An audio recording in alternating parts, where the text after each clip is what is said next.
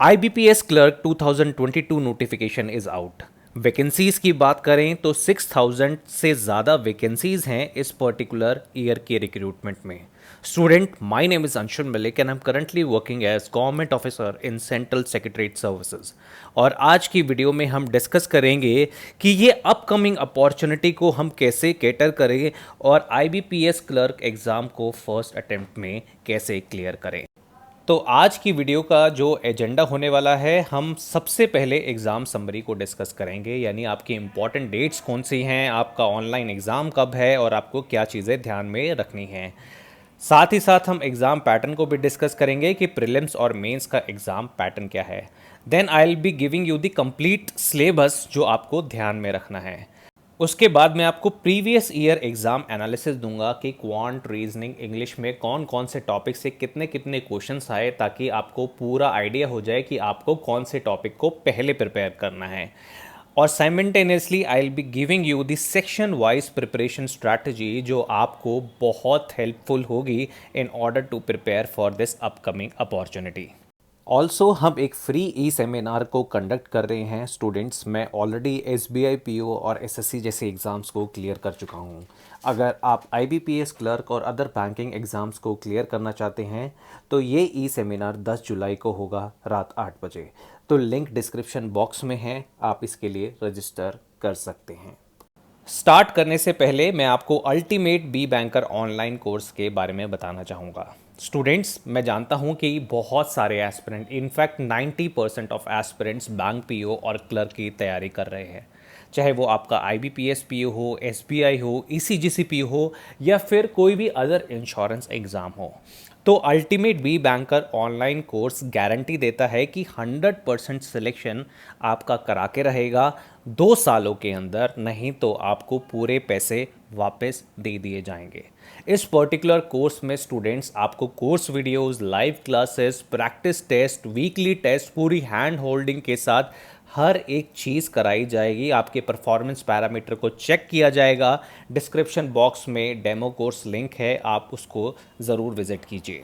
और मैं एक बार फिर से रिपीट कर दूं कि this is 100% refundable program, right. आपका सिलेक्शन होगा, नहीं तो आपके पूरे पैसे वापस कर दिए जाएंगे।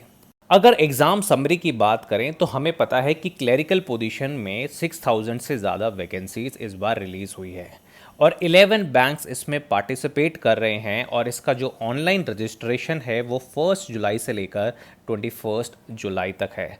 तो आपको कौन सा स्टेट चूज़ करना है, कौन सा बैंक चूज़ करना है, तो इसका समझ के परख के आप तभी अपने ऑनलाइन रजिस्ट्रेशन कीजिएगा। टाइम अभी बहुत है। एजुकेशन क्वालिफिकेशन ग्रेजुएशन है और 20 से 28 साल की उम्र के लोग इस रिक्रूटमेंट में अप्लाई कर सकते हैं।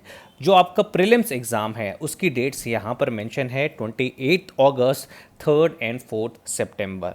और आपका जो मेंस एग्जामिनेशन है वो 8 अक्टूबर 2022 को कंडक्ट कराया जाएगा। तो ये इंपॉर्टेंट डेट्स हैं जो आपको ध्यान रखनी है। यहाँ पर 2 फेसेस में एग्ज़ाम होगा। फेस 1 की बात करें तो यहाँ पर आपसे रीजनिंग और क्वांट में से 35 क्वेश्चंस पूछे जाएंगे विच कैरीज 35 मार्क्स ईच, और 20 मिनट्स का आपको टाइम मिलेगा। इंग्लिश लैंग्वेज से आपको 30 क्वेश्चंस पूछे जाएंगे, 30 मार्क्स ईच, और इसको सॉल्व करने के लिए भी आपको 20 मिनट्स मिलेंगे। तो कंप्लीट पेपर आपका 1 घंटे का होगा, 100 क्वेश्चंस होंगे विच कैरीज 100 मार्क्स।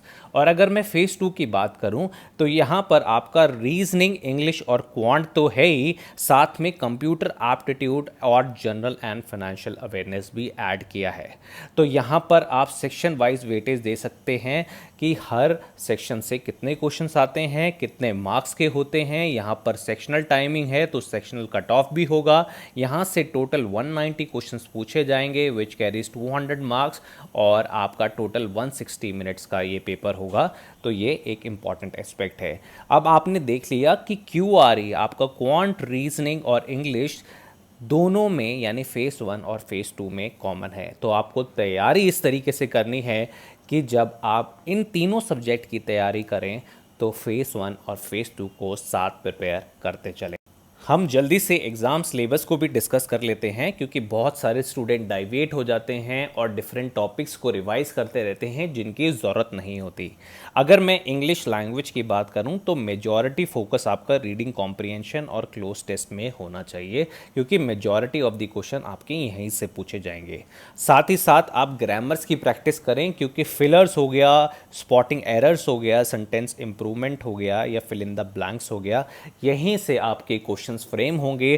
चाहे प्रीलिम्स की बात हो तो 30 के 30 क्वेश्चन इन्हीं टॉपिक में से फ्रेम होने वाले हैं। मैं आपको प्रीवियस ईयर एनालिसिस भी बताऊंगा कि किस किस टॉपिक में से कितने कितने क्वेश्चंस पूछे जाते हैं। उसी तरीके से अगर मैं न्यूमेरिकल एबिलिटी की बात करूं यानी क्वांट की बात करूं, आपको पता है कि आपका जो मेजर पोर्शन है वो डेटा इंटरप्रिटेशन है। आपके 10 से 15 क्वेश्चन प्रीलिम्स में डेटा इंटरप्रिटेशन से ही आएंगे। साथ ही साथ आपको और टॉपिक्स पे जो पहले फोकस रखना है वो है नंबर सीरीज, आपका सिंप्लीफिकेशन अप्रॉक्सीमेशन, आपका क्वाड्रेटिक इक्वेशन, डेटा सफिशिएंसी और मिसलेनियस। मिसलेनियस का मतलब आपके अर्थमेटिक टॉपिक्स जैसे time and work, time and distance, यहाँ से भी एक दो क्वेश्चंस पूछ लिए जाते हैं।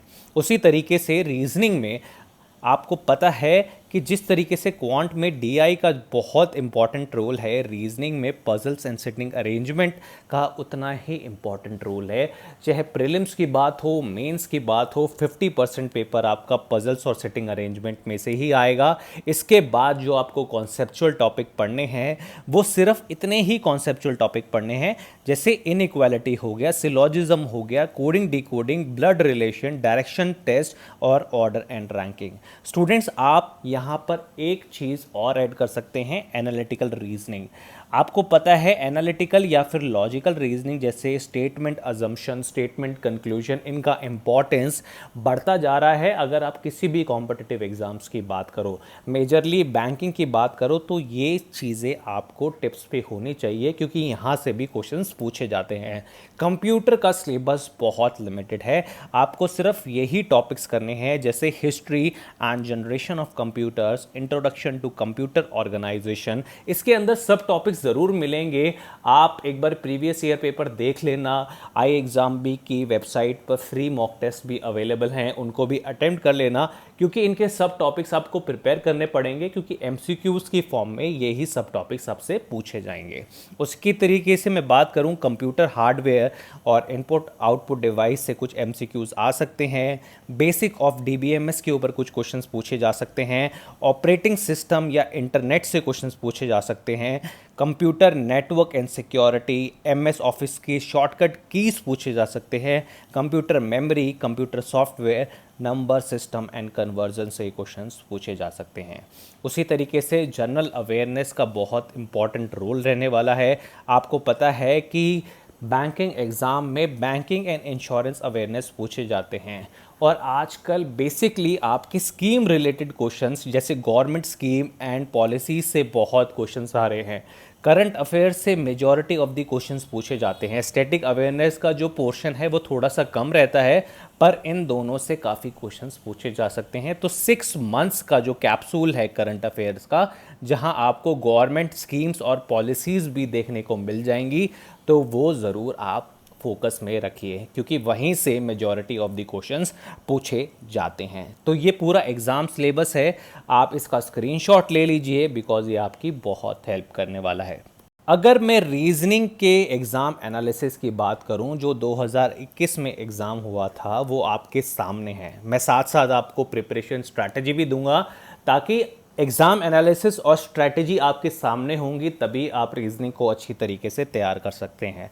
देखो, पजल एंड सिटिंग अरेंजमेंट से आपके 15 क्वेश्चंस पूछे गए थे पिछली बार।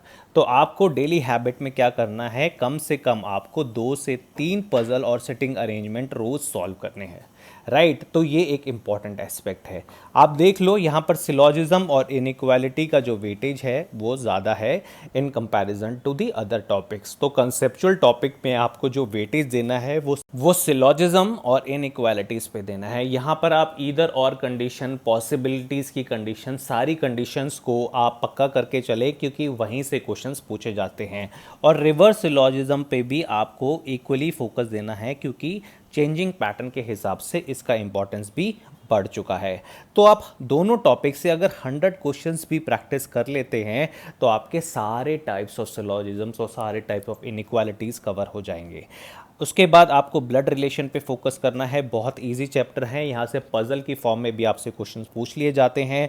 सिंपल कोडिंग का क्वेश्चन था, आपका अल्फा न्यूमेरिक सीरीज़ का क्वेश्चन था, वर्ड सीरीज़ के ऊपर आपसे 3 क्वेश्चन पूछे गए थे, वर्ड फॉर्मेशन और पेयर फॉर्मेशन से एक एक क्वेश्चन पूछा गया था। तो देखो अगर लेवल की बात करी जाए तो इजी टू मॉडरेट रहता है, क्योंकि यहाँ पर good number of attempts high होते हैं, आपको बहुत ज़्यादा मार्क्स अचीव करने पड़ते हैं in order to clear the prelims cut off. तो ये टोटल 35 क्वेश्चंस का आपको एनालिसिस दिया है। आपको मेजर फोकस पजल और सिटिंग अरेंजमेंट में देना है, क्योंकि यहाँ से 15 से 20 क्वेश्चन भी आपसे पूछे जा सकते हैं।